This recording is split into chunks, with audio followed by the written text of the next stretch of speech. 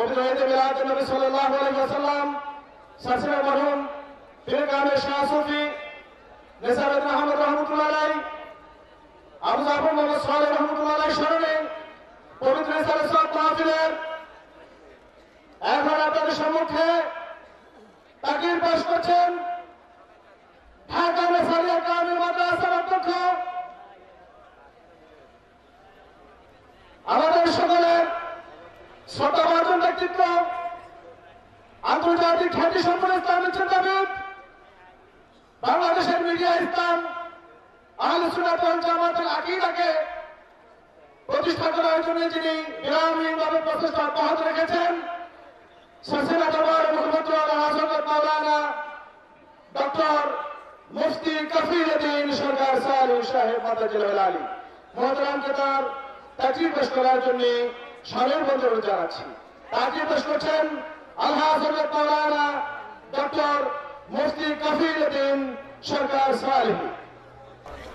আসসালামু আলাইকুম ওয়া রাহমাতুল্লাহি ওয়া বারাকাতুহু।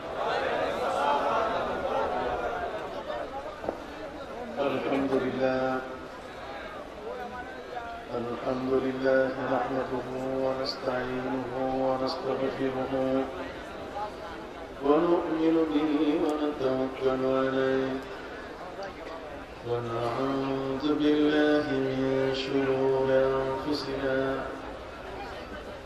ومن سيئات أعمالنا من يهد الله فلا مضل له ومن يضلله فلا هادي له ونشهد أن لا إله إلا الله وحده لا شريك له ونشهد أن سيدنا وحبيبنا وشفيعنا ومولانا محمدا عبده ورسوله صلى الله عليه وعلى آله وصحابه وبارك وسلم. أما بعد فأعوذ بالله من الشيطان الرجيم. بسم الله الرحمن الرحيم. واعتصموا بحبل الله جميعا ولا تفرقوا واذكروا نعمة الله عليكم إذ كنتم أعداء فألف بين قلوبكم فأصبحتم بنعمته إخوانا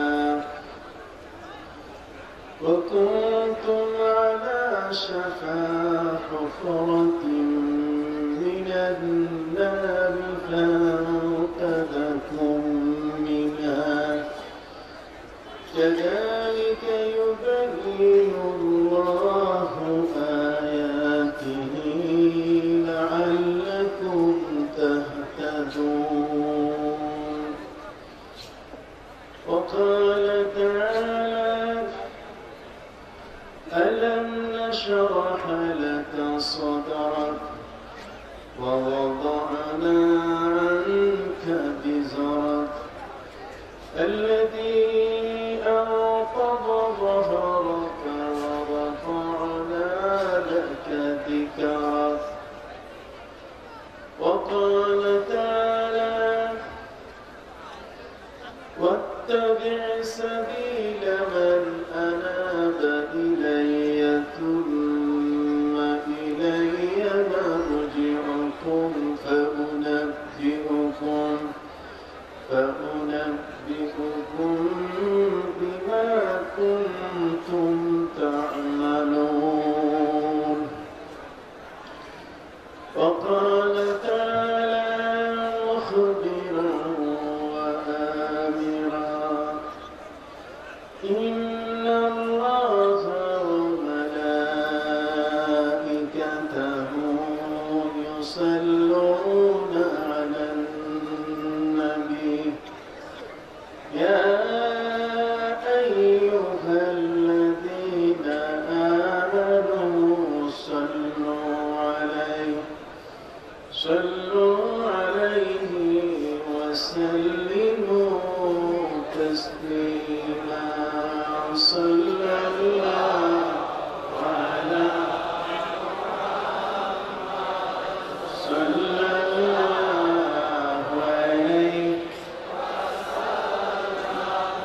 صلى الله على محمد صلى الله عليه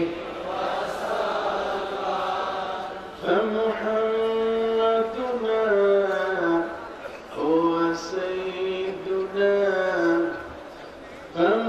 فمحمدنا هو سيدنا فالعز لنا لإجابته صلى الله على صلى الله عليه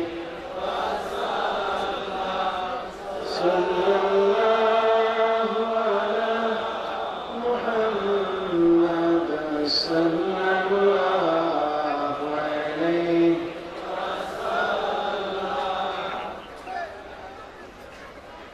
বাংলাদেশ জামিয়াত হিজবুল্লাহ কুমিল্লা জেলা কর্তৃক আয়োজিত পবিত্র ঈদ মিলাদুন নবী ইসলাম উপলক্ষে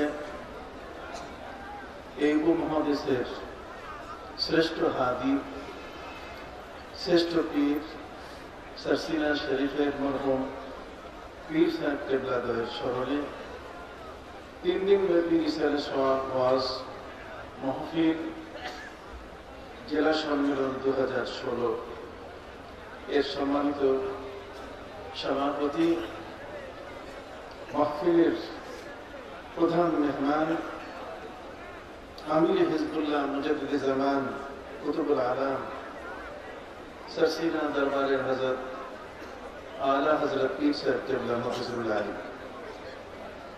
মঞ্চে উপবিষ্ট হযরত উলামায়ে কেরাম ঢাকা ইউনিভার্সিটি সহ বাংলাদেশের প্রত্যন্ত অঞ্চল থেকে বিভিন্ন দ্বীনি দ্বারা শিক্ষা প্রতিষ্ঠানের সম্মানিত অধ্যক্ষ উপাধ্যক্ষ আসাতিজা ইকরাম শিক্ষক মণ্ডলী আজকের এই মুহূর্তে উপস্থিত শ্রদ্ধেয় মেহমানবৃন্দ আমার প্রাণপ্রিয় শ্রদ্ধাভাজন মুরব্বিয়ানে এজাম সমবসী ভাইরা যুবক বন্ধুরা স্নেহের এবং আদরের কচি কাঁচা শিশুরা বিশেষ করে সারসিনা দরবার শরীফের আশেকান বৃন্দ এই মাহফিলের আয়োজনে বিভিন্ন টিভি চ্যানেলের কলাকৌশলী বৃন্দি সহ আইন শৃঙ্খলা রক্ষাকারী বাহিনীর সম্মানিত সদস্য বৃন্দ এবং সুধী মণ্ডলী আল্লাহ রব্বুল আলামিনের শাহী দরবারে শুকর আদায় করছি রাসূল সম্রাট নবী সম্রাট প্যারা নবী হযরত মুহাম্মদুর রাসূলুল্লাহ সাল্লাল্লাহু আলাইহি ওয়াসাল্লামের পবিত্র শুভাগমনের মাস মাহে রবিউল আউয়ালের এই শুভ অক্ষরে 3 দিন ব্যাপী মাহফিলের আজকের দ্বিতীয় দিবসের এই সুন্দর সময়ে আল্লাহ রব্বুল আলামিন আমাদের বিভিন্ন মায়ের সন্তানদের এই পৃথিবীর একজন উপযুক্ত মুরব্বী আমাদের অত্যন্ত শ্রদ্ধাভাজন পীর কামেলের সংস্পর্শে এসে তার ওয়াজ নসিহত শোনার জন্য এই মাহফিলে এসে বসার আল্লাহ তৌফিক দিলেন। এই জন্য নিজের অনুভূতির সবকিছু উজাড় করে নিজের মহান আল্লাহর দরবারে নিজেকে অর্পণ করে আসল জবান দারাজ করে আমরা কালিমাত শুকর আদায় করি। সকলে বলুন আলহামদুলিল্লাহ। সম্মানিত সুধী, পবিত্র ঈদে মিলাদুন নবী সাল্লাল্লাহু আলাইহি ওয়াসাল্লাম এই শব্দটি আমাদের কাছে অত্যন্ত একটি প্রিয় শব্দ, প্রিয় বাক্য। এই বাক্যটি আমাদের হৃদয়ের গভীর থেকে এটি উচ্চারিত হয়। আমরা ঈদে মিলাদুন নবী সাল্লাল্লাহু আলাইহি ওয়াসাল্লাম এই বাক্যটি বলতে আমরা খুব ভালোবাসি, কারণ প্যারা নবী রাসূল কারীম সাল্লাল্লাহু আলাইহি ওয়াসাল্লামের শুভাগমন যদি না হতো, তার পবিত্র বেলাদত শরীফা তিনি যদি শুভ জন্মগ্রহণ না করতেন, তাহলে আজকে আমরা পৃথিবীতে যারা আছি জানি না আমাদের কি হাল হতো। আমাদের নবী সাল্লাল্লাহু আলাইহি ওয়াসাল্লাম আল্লাহ তাকে আমাদেরকে উপহার দিয়ে বলেছেন, লাকাদ মান্নাল্লাহু আলাল মুমিনিনা ইয বাআসা ফীহিম রাসূলান মিনহুম। আল্লাহ নিজেই বলছেন যে আমি ঈমানদার ব্যক্তিদের উপরে ইহসান করেছি, তাদের উপরে দয়া করেছি আমার এই রাসূল তাদের মধ্য থেকে প্রেরণ করে। আমরা আল্লাহর দয়া প্রাপ্ত হয়ে তার প্যারা হাবিবের উম্মত হওয়ার সৌভাগ্য অর্জন করেছি। এই জন্যই আমরা সকলে মিলে আরেকবার জবান করে বলি আলহামদুলিল্লাহ। যার উম্মত হওয়ার জন্য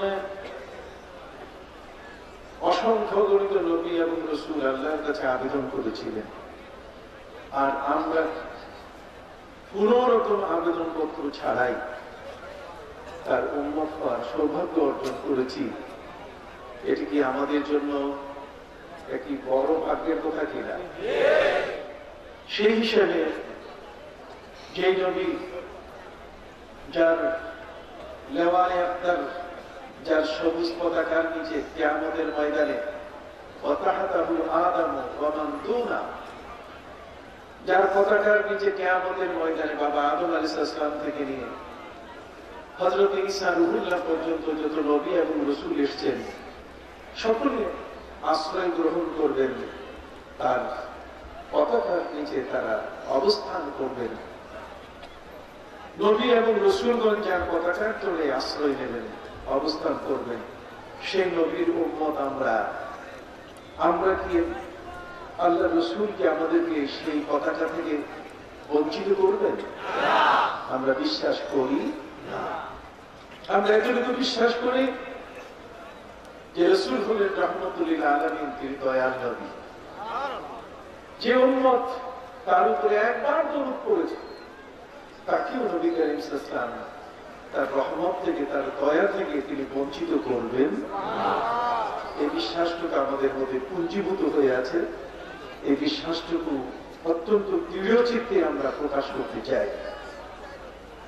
কিন্তু দুর্ভাগ্যজনক ঘটনা, নবী কারীম সাল্লাল্লাহু আলাইহি ওয়াসাল্লামের শুভাগমনের মাস মাহে রবিউল আউয়াল যখন আসে, তখন একদল মানুষ বিভ্রান্তি ছড়ায়, যাতে এই মাসটাতে আমরা নবীজিকে যথাসময়ে যেন স্মরণ করতে না পারি। এই জন্য তারা বিশৃঙ্খলা সৃষ্টি করে। তারা বলে, তা নবী 12ই রবিউল আউয়াল আসেন নাই, 9ই রবিউল আউয়াল আসছেন, 7ই রবিউল আউয়াল এসছেন। এই ধরনের কতগুলো শব্দ যোগ করে আমাদের রাসূলের প্রতি যে একটি ভালোবাসা, তাকে নিয়ে যে আলোচনা করার যে মন মানসিকতা, এই জিনিসটি তারা ধ্বংস করে দেয়। সম্মানিত সুধী, শুধু তাই নয়, মিলাদুন নবী সাল্লাল্লাহু আলাইহি ওয়াসাল্লাম শব্দটি যখন আসে, তখন তারা সিরাতুন নবী শব্দ যোগ করে মিলাদুন নবীটাকে ঢেকে ফেলতে চায়। তারা এই শব্দটাকে বরদাস্ত করতে চায় না। নবীর মিলাদ এই বিষয়টি তারা আলোচনায় আনতে চায় না। তারা মনে করে যে নবী কারীম সাল্লাল্লাহু আলাইহি ওয়াসাল্লামের 40 বছর বয়সের পর থেকে 63 বছর পর্যন্ত এই যে সময়টা, এই সময়টাই কেবলমাত্র আলোচ্য বিষয়, এটাই শুধু আলোচনার বিষয়। কিন্তু আমরা তাদের এই কথাকে প্রত্যাখ্যান করি, আমরা তাদের কথা মানি না। একটু জোরে বলেন, আমরা তাদের কথা মানি? নবীর সিরাত 40 বছরের পর থেকে শুরু হয়েছে, এটা মিথ্যা কথা। যারা বলেন নবী করিম সাল্লাল্লাহু আলাইহি ওয়াসাল্লাম 40 বছর বয়সে তিনি নবী হয়েছেন, আমার নবীর নবী হওয়াটা তারা বলেন যে তিনি 40 বছর বয়সে নবী হয়েছেন। আমরা বলি না, তিনি 40 বছর বয়সে নবী হন নাই, তিনি 40 বছর বয়সে ওহী পেয়েছেন। আল্লাহর কাছ থেকে তিনি কি পেয়েছেন? ওহী পেয়েছেন। নবী হয়েছেন বহু আগে। রাসূল সাল্লাল্লাহু আলাইহি ওয়াসাল্লামকে জিজ্ঞেস করা হয়েছে, ইয়া রাসূলুল্লাহ মাতা কুনতা নাবিয়্যা, আপনি কবে নবী হয়েছেন? আপনার এই নবুয়তিটার বয়স কবে থেকে? আপনি কি 40 বছর এই সময় থেকে কি আপনি নবী, না এর আগেও আপনি নবী ছিলেন? মাতা কুনতা নাবিয়্যা, আপনি কখন নবী হয়েছেন? আপনার নবুয়তির সূচনা হয়েছে কবে থেকে? নবী করিম সাল্লাল্লাহু আলাইহি ওয়াসাল্লাম বলছেন, কুনতু নাবিয়্যান ওয়া কানা আদমু বাইনা রূহি ওয়াল জাসাদ, ওয়া কুনতু নাবিয়্যান ওয়া কানা আদমু বাইনাল মাই ওয়াত তিন। যখন আদমের বডি তৈরি হচ্ছিল, বাবা আদম আলাইহিস সালামের দেহটি যখন তৈরি হচ্ছিল, তখনও আমি নবী। অতএব আল্লামা নাবহানী রাহমাতুল্লাহ আলাইহি তিনি উল্লেখ করেছেন, وإن روح النبي صلى الله عليه وسلم আবু আদম, আমার নবীজির রূহ হচ্ছে বাবা আদমের বাবা। কথা বুঝতে পারছেন? রূহানি জগতে আমার নবী আদমের পিতা, আর তৌহিদ জগতে বাবা আদম হলেন আমার নবীর কি পিতা। সম্মানিত সুধী, নবী সাল্লাল্লাহু আলাইহি ওয়াসাল্লাম আমাদের প্যারা নবী, তাকে আল্লাহ পাক রব্বুল আলামিন যতবার পরিচয় দিয়েছেন, কোরআনের সব পরিচয়ে তাকে রাসূল বলে, নবী বলে পরিচয় দেওয়া হয়েছে। তার পরিচয়ের ক্ষেত্রে আল্লাহ পাক রব্বুল আলামিন বাড়িতে কেউ যদি কোনো জমিনের মালিক হয়, তাহলে ওই জমিনটাকে নামটা থাকতে হয়। আমার নবীর নবুয়তের দলিল হলো কোরআন। নবীর নবুয়তের দলিল কি? কোরআন। কাজেই কোরআনে সেই দলিলটি মুহাম্মদুর রাসূলুল্লাহ সাল্লাল্লাহু আলাইহি ওয়াসাল্লাম কথাটি বলে ডকুমেন্টারি বলা হলো যে মুহাম্মদ আল্লাহর রাসূল। মুহাম্মদের পরিচয় দিতে গিয়ে সেখানে তার রাসূলুল্লাহ, তিনি যে আল্লাহর রাসূল, এই বিষয়টি পবিত্র কোরআনে উল্লেখ করা হয়েছে। অতএব নবীর পরিচয় তিনি রাসূল, তার যে তাআরুফ, তার যে মানুষের কাছে পরিচিতি, তিনি রাসূল হিসাবে পরিচিত। কথা বল। এই জন্যই আল্লাহ সুবহানাহু ওয়া তাআলা মহাগ্রন্থ আল কোরআনের মধ্যে এই জগৎ সৃষ্টি হওয়ার আগে নবীদের রূহগুলোকে একত্রিত করে যখন শপথ দিচ্ছিলেন, পবিত্র কোরআন মাজিদে সেটাকে বলা হয়েছে মিসাকুল নাবিয়্যিন। وَإِذْ أَخَذَ اللَّهُ مِيثَاقَ النَّبِيِّينَ لَمَا آتَيْتُكُم مِّن كِتَابٍ وَحِكْمَةٍ ثُمَّ جَاءَكُمْ رَسُولٌ। নবীদের কাছে শপথ নিতে গিয়ে সেই অনুষ্ঠানে আল্লাহ তাআলা আমার নবীর পরিচয় দিয়েছে যে তোমাদের কাছে একজন রাসূল আসবে। আমার নবীর পরিচয় সেখানে রাসূল দিয়ে, সুম্মা জাআকুম রাসূল। এখন রাসূল শব্দটা এখানে নাকেরা। নাকেরা শব্দের অর্থ হচ্ছে নির্দিষ্ট করে কাউকে সেখানে বোঝানো হয় না এমন একটি শব্দ, কিন্তু রাসূল শব্দ এটা নাকেরা। সুম্মা জাআকুম রাসূল, এই রাসূল শব্দটি নাকেরা হওয়া সত্ত্বেও এখানে তানবিন লিতাযীম, এখানে আমার নবীকে বোঝানো হয়েছে, অন্য কাউকে বোঝানো হয় না। আজকালের কিছু মানুষ যারা ভিন্ন লাইনে লেখাপড়া করেন, তারা আমাদের ইয়া নবী সালাম আলাইকার মধ্যে আমরা যখন বলি ইয়া রাসূল সালাম আলাইকা, তারা বলে এটা ব্যাকরণের দিক থেকে ভুল। তারা বলে এটা ব্যাকরণের দিক থেকে ভুল। তো ব্যাকরণের দিক থেকে নবীকে খেতাব করতে গিয়ে, নবীকে সম্বোধন করতে গিয়ে, স্পেশাল আমার নবীকে যখন সম্বোধন করা হচ্ছে, তখন এই বর্তমান সময়কালে জগতে যত নবী এসছেন সকল নবী তাদের ইন্তেকালের পরে ইন্তেকালের সাথে সাথে তাদের নবুয়তি ক্যান্সেল হয়ে গেছে। ইন্তেকালের সাথে সাথে তাদের রিসালাত কি হয়েছে? ক্যান্সেল হয়ে গেছে। রাসূল এবং নবী হওয়ার যে বিষয়টা ইন্তেকালের সাথে সাথে আর নাই। কিন্তু আমার নবী সাল্লাল্লাহু আলাইহি ওয়াসাল্লামের ইন্তেকাল মুবারকের পরে কি তার রিসালাত বাতিল হয়েছে? যদি রিসালাত বাতিল হয়, রিসালাত বাতিল হলে তার উপরে ঈমান আর আনার কোনো উপায় নাই। তার উপরে শুধু অন্যান্য নবীদের মতো ঈমান আনতে হবে। কিন্তু একজন মুসলিম মিল্লাতের সদস্য হতে হলে সেখানে নবীর প্রতি ঈমান, ঈমানদার হতে গেলে আমার নবীর প্রতি ঈমান আনতে হবে। সে আনতে হলে তার রিসালাত, তার নবুয়ত বহাল থাকতে হবে। অতএব আমার নবীর রিসালাত এবং তার নবুয়ত কি আছে? সবাই বলেন, তার রিসালাত বহাল আছে, তার নবুয়ত কি বহাল আছে। তিনি এখনো নবী, তিনি এখনো কি রাসূল।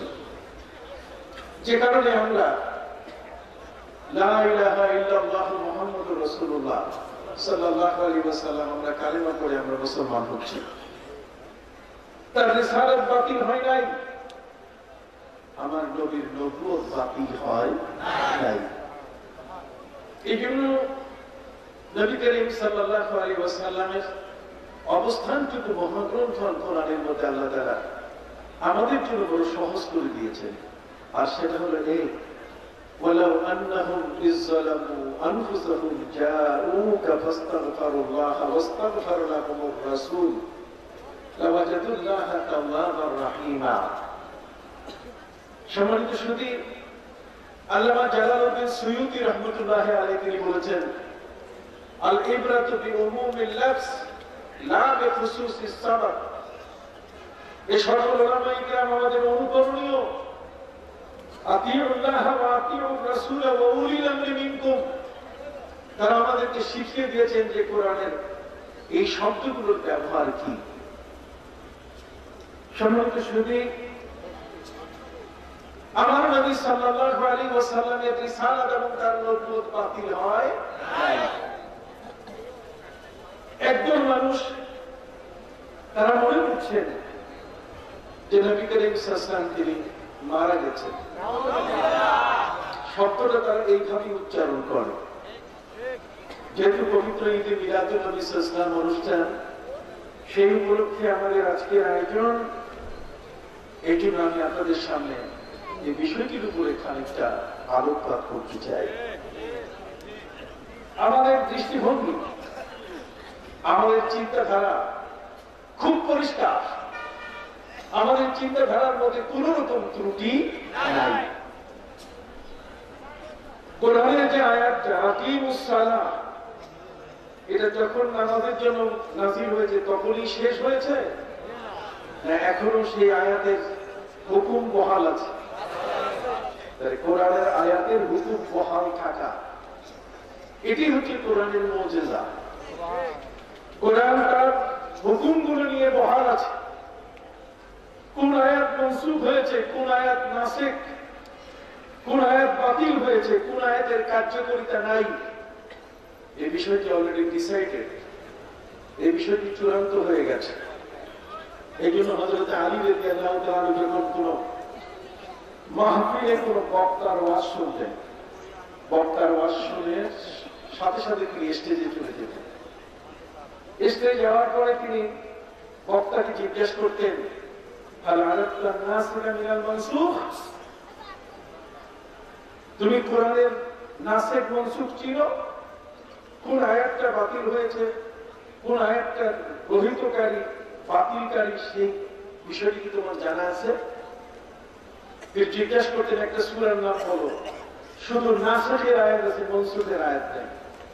একটা সূরার নাম বলো, শুধু মনসুখের আয়াত আছে, নাসিখের আয়াত নাই।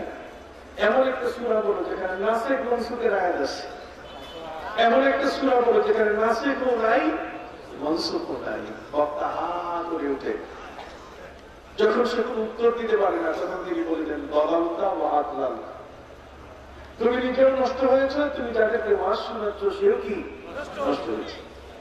আসুন, একজন ব্যক্তি তার ওয়াজ মনসুখ আয়াতকে যে ওয়াজ করতেছে তার একটা ওয়াজ শোনাই, এই ওয়াজটা শুনাইলে আপনাদের একটা আইডিয়া তৈরি হয়ে যাবে।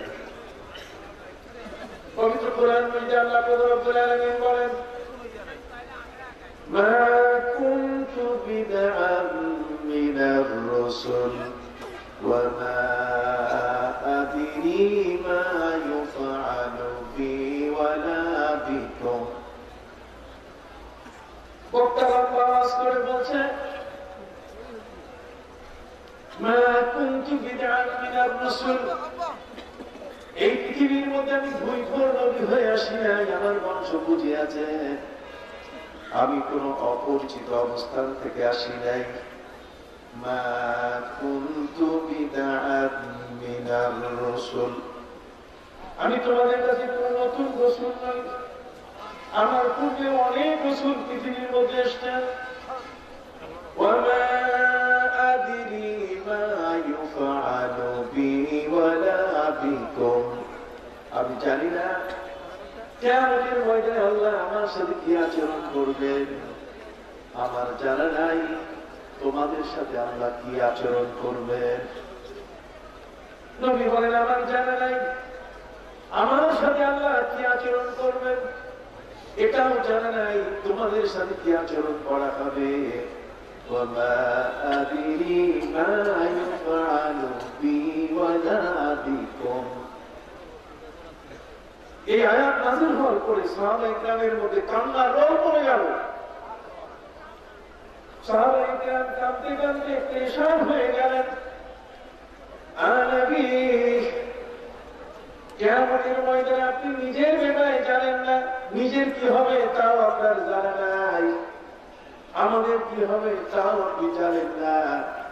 কিয়ামতের ময়দানে এমন একটা কঠিন সময়, রাসূল আপনি নিজেকে নিয়ে ব্যস্ত হলে তখন আমাদের কি উপায় হবে। সাহাবায়ে কেরাম কান্না শুরু করলেন। সাহাবায়ে কেরামের মহা কান্না আমার নবীকে স্পর্শ করে ফেলল। কিয়ামতের ময়দানে নবী জানেন না তার সাথে কি আচরণ হবে। বক্তা ওয়াজ করে শোনাই দিলেন, তার মানে আল্লাহ প্রমাণ করলেন যে নবীরও অপরাধ আছে, তিনিও একজন সাধারণ মানুষ, কিয়ামতের ময়দানে তিনি আল্লাহ হবেন না, তারও সেখানে বিচারের সম্মুখীন হতে হবে। নাউযুবিল্লাহ মিন যালিক। ওয়াজ কোন দিকে যাচ্ছে? আমার নবীর মতো একজন মাসুম নবী, সেই নবীকে নিয়ে বক্তা ওয়াজ করছেন কোরআনের দলিল দিয়া। এরকম দলিল ইবনে তাইমিয়া দেয়, এরকম দলিল ইবনুল কাইয়্যিম দেয়, এরকম দলিল আলবানী দেয়, এরকম দলিল লামাযাবি ওই সালাফি এরা ওয়াহাবিরা আমাদের সামনে উপস্থিত করে। এই জন্য সম্মানিত শুনি আপনাকে বুঝতে হবে, ওয়াজ বক্তা ওয়াজ করতেছে এমন এক আয়াত যে আয়াত মনসুখ হয়ে গেছে, এই আয়াত দিয়ে ওয়াজ করার আয়াত নাই। কথা বলে, এই আয়াত কিছু ওয়াজ করার আয়াত না, এটা বাতিল হয়ে গেছে, এটা মনসুখ হয়ে গেছে, এটা তেলাওয়াত বাকি আছে, আইনগত কোনো কার্যকরিতা নাই। যে আয়াতটির মাধ্যমে এই আয়াত মনসুখ হয়েছে, সূরা আল ফাতহার মধ্যে আল্লাহ রাব্বুল আলামিন তিনি বলে দিয়ে দিলেন, লিয়াগফিরা লাকাল্লাহু মা তাকাদ্দামা মিন যামবিকা ওয়া মা তাআখার। হে নবী, আল্লাহ আপনার পূর্বাপর সব কিছু ক্ষমা করে দিয়েছেন। কিয়ামতের ময়দানে আপনাকে কখনো বিচারের সম্মুখীন করা হবে না। কিয়ামতের ময়দানে কোনদিন আপনাকে আসামির কাঠগড়ায় দাঁড় করানো হবে না। দেখেন তো কত চমৎকার কোরআনের আয়াত পড়ে আছে। আর আমি কোরআনের আরেকটা আয়াত দিয়ে নবীকে আসামি বানাই দিলাম। কথা বলেন, নবীকে কি বানাইলাম? আসামি বানাইলাম ওয়া আদরি মা ইউফআলু ওয়ালা বিকুম আমি জানি না কিয়ামতের ময়দানে আল্লাহ আমার সাথে কি আচরণ করবে এবং তোমাদের সাথে কি আচরণ করবে আমার জানা নাই আমার আল্লাহ পরিষ্কার ভাষায় সূরা আল ফাতহ এর আয়াত দিয়ে পরিষ্কার করে তিনি বলে দিলেন না নবীর সাথে সেদিন এমন কোন আচরণ হবে না বরং আচরণ হবে এই আসা আইয়াবাতাকা রাব্বুকা মাকামান মাহমুদা সুবহানাল্লাহ কিয়ামতের ময়দানে মাকামে মাহমুদের আসন আপনাকে দেওয়া হবে নবীর সাথে আল্লাহর আচরণ কি হবে নবীজিকে দেওয়া হবে কি মাকামে মাহমুদের আসন তাফসীর গ্রন্থসমূহ খুলে দেখেন মাকামে মাহমুদ মানে সুউচ্চ প্রশংসিত জায়গা কোনটা মুফাসসিরিন কিরাম অনেক তাফসীর করেছেন তারা বলেছেন মাকামে মাহমুদ হলো কিয়ামতের ময়দানে যখন আল্লাহ কুরসিতে বসে যখন বিচার শুরু করবে তখন ওই মুহূর্তে সবাই মিলে সেই তামার প্লেটের উপরে দাঁড়ানো থাকবে আমার আল্লাহ তার কুরসির পাশে আমার নবীর জন্য বসার আরেকটা চেয়ার লাগাই দিবেন আপনি সম্মানিত জায়গায় বসে আজকের বিচার আপনি পর্যবেক্ষণ করুন বিচারের মুহূর্তে নবী আল্লাহর পাশে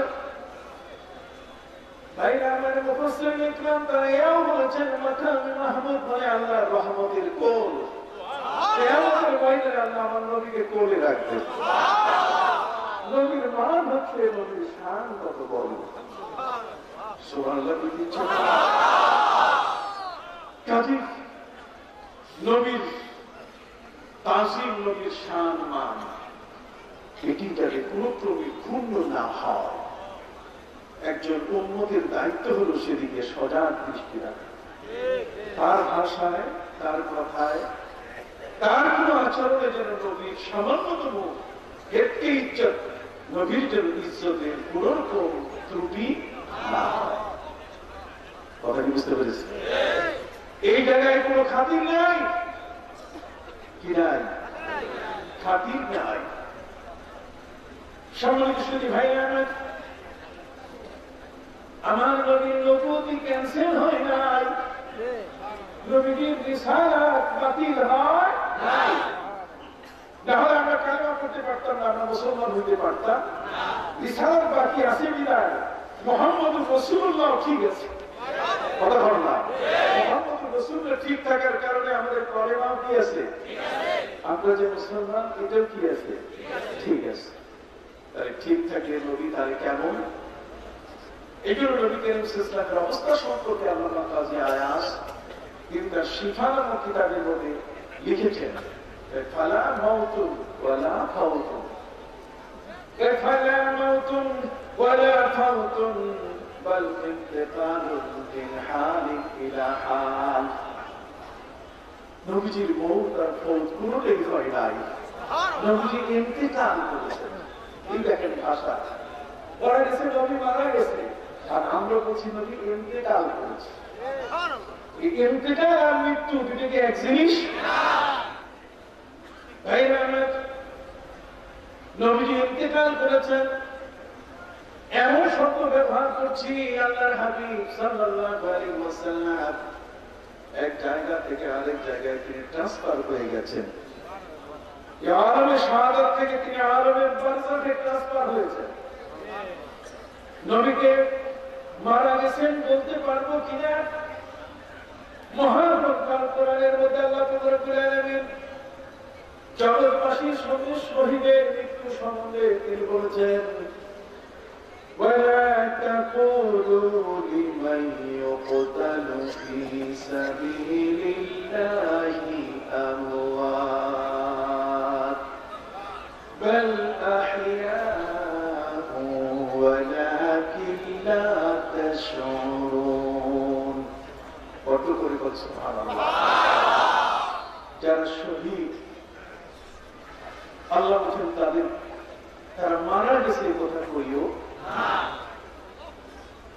শহীদদেরকে তোমরা মারা গেছে বলো না ولا تقولوا لمن يقتل في سبيل الله أموات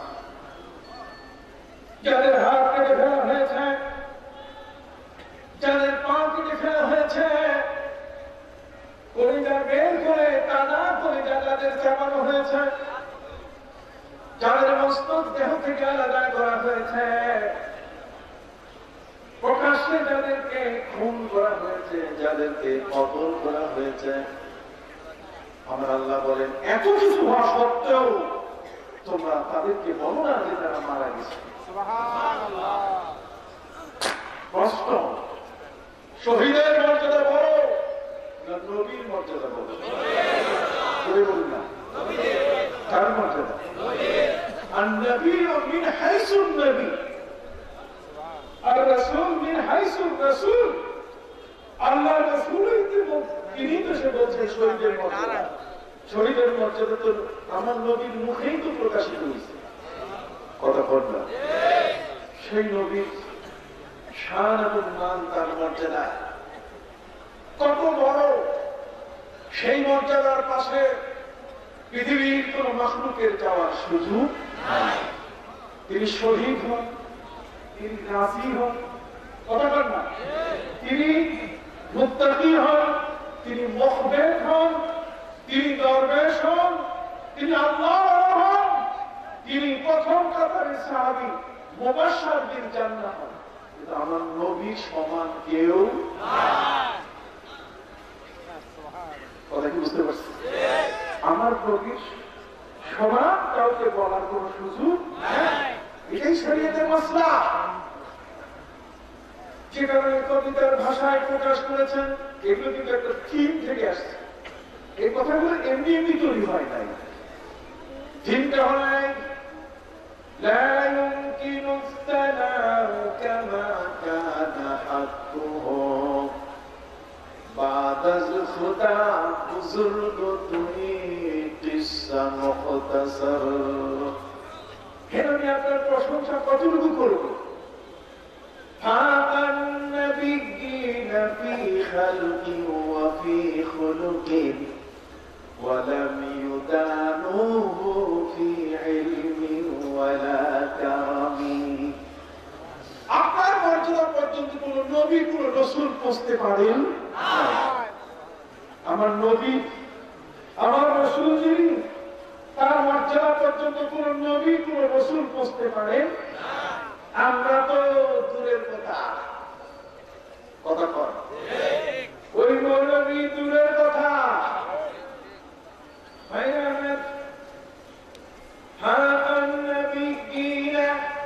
এটা একটা চিন্তা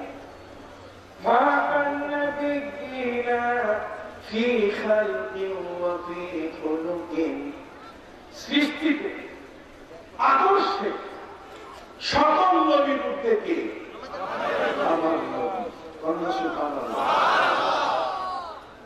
তিনি এমন আল্লামা বসিরি রাহমাতুল্লাহ আলাইহি বলেছেন মুনাজ্জাহুন আন শারীকিন ফি মাহাসিনিহি মুনাজ্জাহুন আন শারীকিন ফি মাহাসিনিহি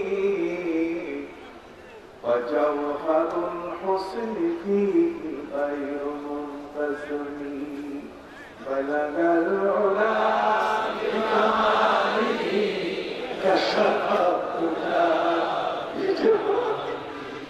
فصلت جميع خصاله صلوا عليه وآله منزه عن شريك في محاسنه محاسن সৌন্দর্য বলেন আদর্শ বলেন কথা বলেন সিরতের সৌন্দর্য আর সুরতের সৌন্দর্যের মধ্যে পার্থক্য আছে হুসনে সুরত চন্দ্রে রোজা হুসনে সিরত মুস্তাকিম হুসনে সুরত চন্দ্রে রোজা হুসনে সিরত মুস্তাকিল इससे खुशबू होते हैं आंखें और उससे खुशबू होता है दिल একটা সৌন্দর্য, এটা লংজিভিটি নেয়, কিন্তু আদর্শ এটা বেঁচে থাকবে কিয়ামত পর্যন্ত। কতক্ষণ? আমার নবী দুই দিক থেকে অতুলনীয়, সৃষ্টিতেও তিনি অতুলনীয়, আদর্শেও কি যে কারণে কবি বলেন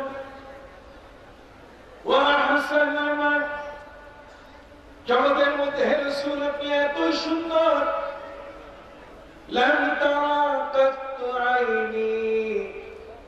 আমার চক্ষু কখনো দেখে নাই যে আপনার যে সুন্দর আর জগতে কেউ আছে। আপনি এতই চমৎকার,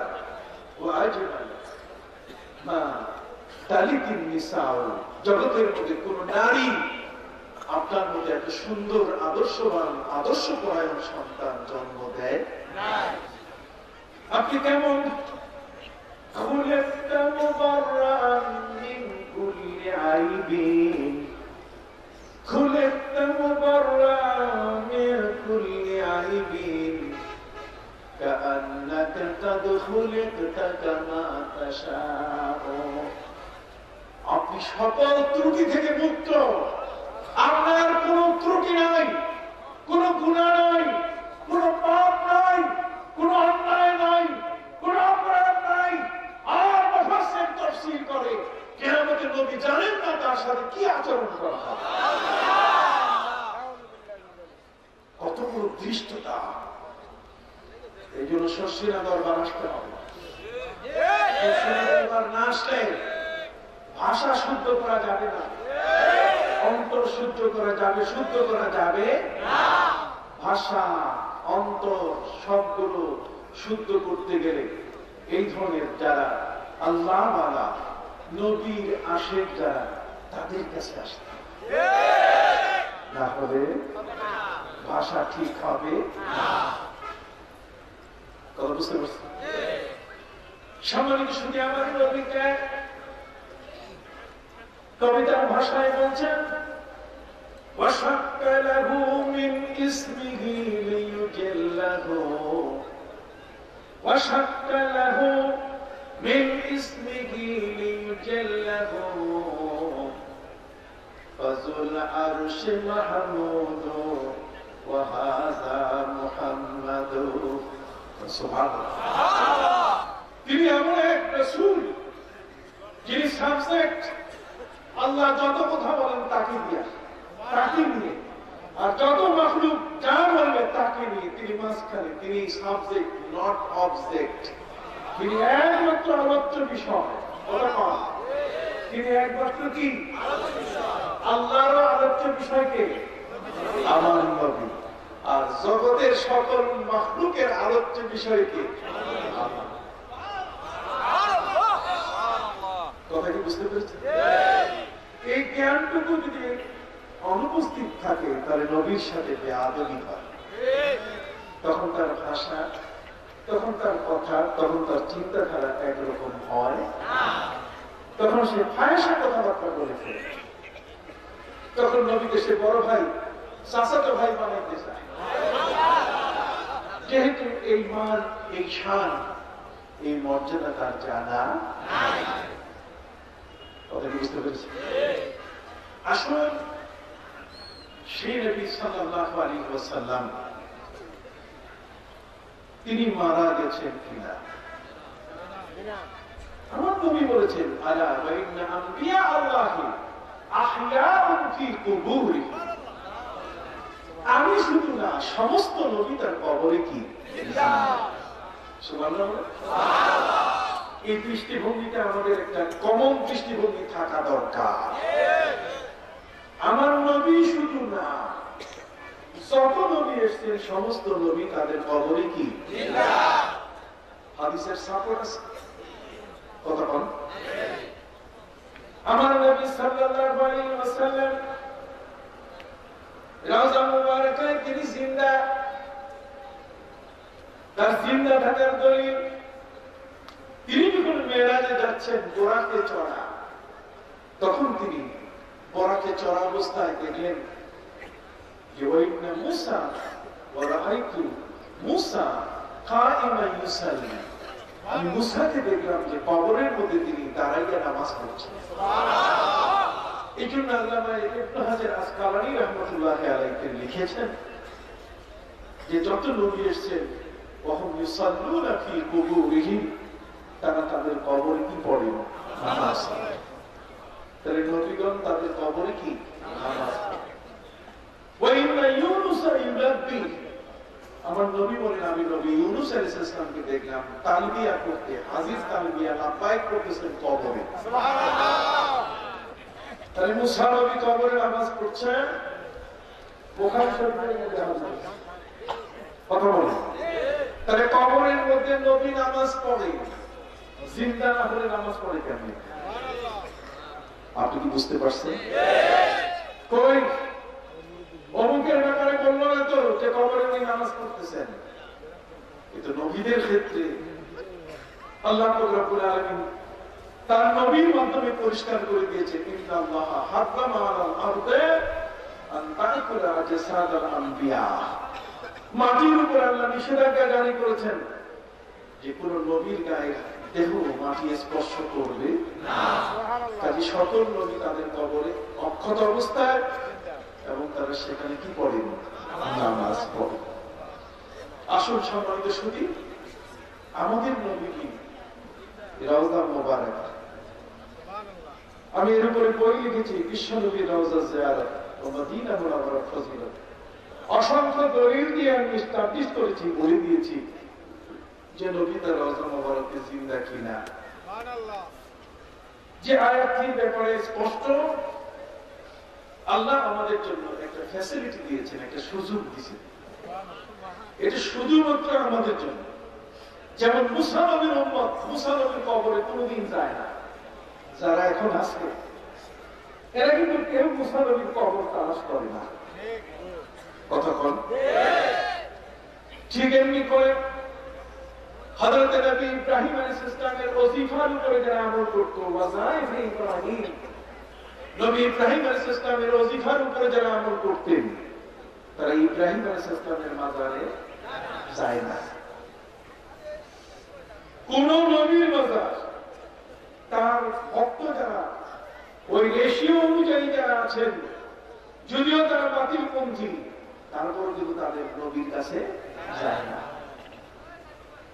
আমাদের ব্যাপারে আল্লাহ তাআলা বলছেন যে তোমরা আমার নবীর কাছে আসবে, এই নবীর কাছে আসবে, সেখানে যে লাভ হবে কি দেখেন এই আয়াতের মধ্যে কি আছে, তাহলে আমরা বুঝতে পারবো যে আমাদের নবী কেমন আছে।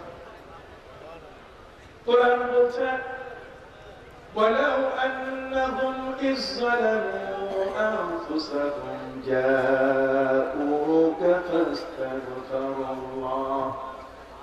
ফাস্তাগফিরুল্লাহ ওয়াস্তাগফার লাহুমুর রাসূল লাওয়াজাদুল্লাহা তাওয়াবার রহিমা। আল্লাহ বলেন, হে নবী, যদি আপনার কোন উম্মত জুলুম করে, অন্যায় করে, সীমা লঙ্ঘন করে, আপনার কোন উম্মত যদি কোন কারণে অপরাধী সাব্যস্ত হয়ে যায়, আর সেই উম্মত যদি আপনার কাছে আসে, ওয়ালাউ আন্নাহুম ইয যালামু আনফুসাহুম জাউকা, আপনার কাছে আসে, ফাস্তাগফিরুল্লাহ, আপনার কাছে এসে যদি ইস্তিগফার করে, তওবা করে, ওয়াস্তাগফার লাহুমুর রাসূল, আর নবী যদি সেই তওবাটার পক্ষে সুপারিশ করে দেন, লাওয়াজাদুল্লাহা তাওয়াবার রহিমা, তাহলে তারা আল্লাহকে অত্যন্ত তওবা গ্রহণকারী, তওবা কবুলকারী এবং মহাদয়াময় হিসাবে পাবে। আমি চ্যালেঞ্জ করতে চাই, আজকে টিভি চ্যানেলগুলোতে এটা প্রচারিত হচ্ছে, সারা পৃথিবীর মানুষ এই মুহূর্তে আমাদের এই অনুষ্ঠানটি দেখছে। আমি চ্যালেঞ্জ করে বলতে চাই, ওরা বড় প্রমাণ করুক এই আয়াতটি বাতিল হয়েছে, এই আয়াতটি মনসুখ হয়েছে, এই আয়াতের কার্যকরিতা নাই, এটা রাসূলের জমানার আয়াত। রাসূল যতদিন বেঁচে ছিলেন ততদিন তার কাছে যাওয়া, এরপরে আর তার কাছে চাওয়ার প্রয়োজন নাই। এটা যারা বলে ওরা বিভ্রান্ত, ওরা যারা বলে ওরা তল্লীন, ওরা যারা বলে ওরা মজদুদ, ওরা অভিশপ্ত। কথা কি বুঝতে পারছেন? নবীর রওজার পাশে আমার নবীজি বলছেন, মান যারা কবরি বাদা মাউতি কামান যারানি ফি হায়াতি। আমার ইন্তেকালের পরে যে ব্যক্তি আমার রওজার পাশে আসলো, সেজন্য আমাকে জীবিত অবস্থায় দেখতে আসলো। নবীজি বলছেন, যে হজ করলো আর আমার কাছে আসলো না, মান হাজ্জা ওয়া লাম ইয়াজুর কবরি ফাকাদ জাফানি, সে আমার উপরে অত্যাচার করলো।